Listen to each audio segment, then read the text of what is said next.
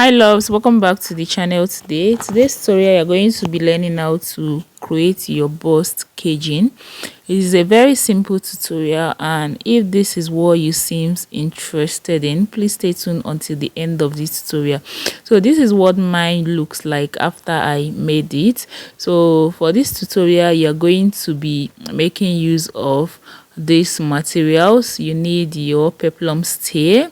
You're going to be needing your soft interface, which is the lightest type of the interface called paper gum in Nigeria. You're going to be needing your sewable ridgeline bone, and then you're also going to be needing your pattern, okay, your cup pattern. And this is the most important material that you need for this tutorial. So if you don't already have one, you can create one for yourself. So the first step is for you to place your pattern on top your peplum stay, okay, just like this. And once you are done holding it down with your pins, you're going to go ahead and use your tape to mark out 1/2 inch all around this pattern, just like the way I'm showing you right now. And once you are done marking out these 1/2 inch allowances all around, you're going to go ahead and cut it out. Now let me explain this for you guys. This peplum stay I have right there is where I'm going to have my caging done, but then I intentionally marked out this 1/2 inch on my peplum stay because I intended using it to cut out on my fabric. I feel like it's easier to do that than marking on my fabric because my chalk might not be visible enough for you guys to see. Now I'm going to go ahead and bring in my actual piece and my lining.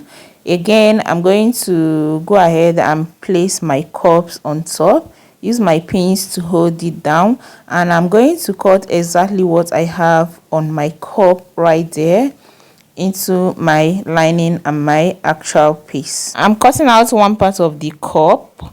I am going to repeat the same thing. You can see I'm cutting out the other parts, and once I am done with this, I'm going to put my fabric and my lining aside, okay, and then I'm going to go ahead and cut out the 1/2 inch seam allowance all around this because I don't have any need for it again, okay. And you guys, the reason is because whatever I have on this my cups are supposed to remain the same. I'm not supposed to add any 1/2 inch seam allowance. The inches I added is just for my fabric. I hope you guys understand.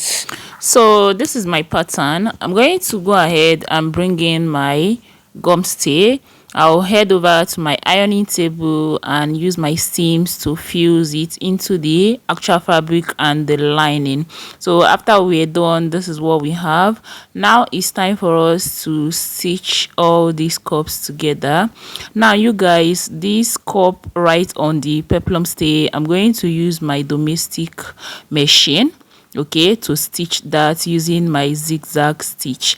And the cup on the actual fabric and the lining, I'm going to sew that together using 1/2 inch allowance that I input, and I'm going to do that using my regular sewing machine. So you can see the cup on my peplum stay, you can see it doesn't have any seam allowance, and that which is on fabric and lining, I have seam allowance right there.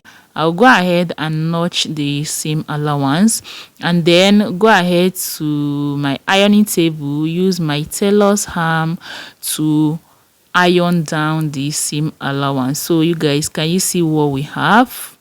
Now it's time for us to create our caging, okay, and the caging is going to be done right on the peplum stay. So you guys, let me put this into the actual fabric so you can see what we have right there without the caging, okay. Now this is my peplum stay. I'm going to go ahead and use my tape to divide the width and the length of this cup, and I'm going to go ahead and divide them evenly. Okay, so for instance, if I have the width of about 8 inches on the width, that is the wideness, I'm going to go ahead and divide it into 4 parts. Remember that we have that in between this cup, so for one part of the dart we are going to have 2 inches, that is 4, and for the other part we are going to have 2 inches, making it 8, right? And then going to the length, we are going to go ahead and measure the length, mark out what you have there, and also share them evenly. Okay, so after I divided mine, I had about 4 parts for the wideness and then 3 parts for the length. Okay, this is not standard, it all depends on the size of your bust. All right, so I'm going to go ahead and use my ridgeline bone to cage this my peplum stay right now. Okay, and I'm going to be cutting this into tiny pieces and then using them to sew into this cup. So after I sewed the first one, this is what I have. These are the middle parts. Okay, so can you see what I have? I'm going to go ahead and cage the edges as well. Okay, I'm going to move over to the sewing machine, sew the edges, and then you guys, this is what we have. Can you see? Now it's time for us to gum this into the fabric.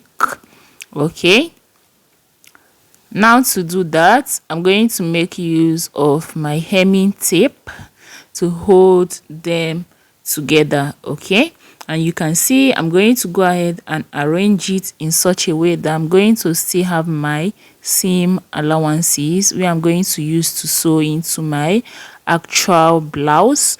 Okay, so you guys, this is my hemming tape. I'm going to cut it into tiny pieces.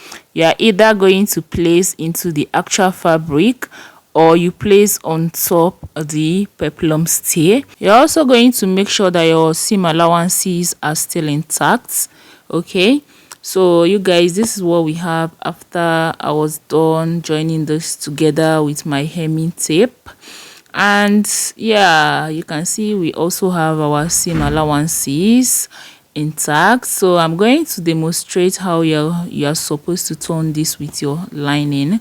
On a normal basics, you want to turn anything with your lining, put them right side facing each other, and that is how you should do this. Okay, so you guys, this will bring us to the end of this tutorial. If this tutorial was helpful, please do make sure to give it a thumbs up, share to get more people to see this. See you in my next one. Bye.